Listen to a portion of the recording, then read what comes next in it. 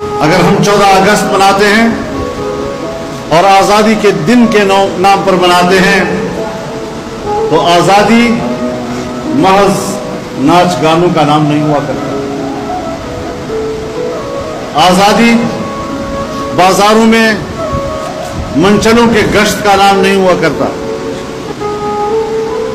محسوس ہونا چاہیے, قوم کو محسوس ہونا چاہیے, آنے والی نسلوں کو محسوس ہونا چاہیے کہ 73 سال پہلے جب ہم آزاد ہوئے تھے انگریز کا زمانہ وہ تھا اور اسلام اور مسلمان کا زمانہ یہ ہے.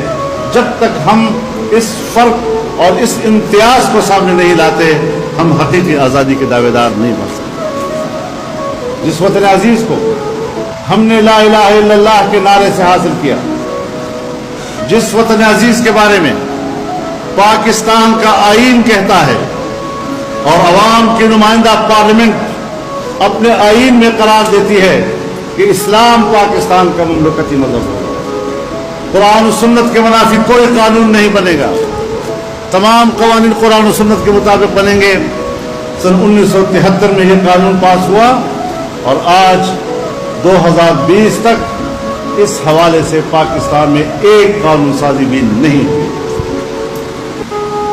ہم کس طرح نئی نسل کو یہ اطمینان دلائیں کہ وہ واقعی آزاد ہو چکے ہیں. ہندوستان کی تقسیم تو ہو چکی ہے لیکن جس کو آزادی کہا جاتا ہے اس کے لیے ہم نے جدوجہد جاری رکھی. جمعیت علماء اسلام پاکستان کے اس عظیم مقصد کے حصول کے لیے اس وقت فرنٹ لائن پر جنگ لڑنے والی جماعت ہے.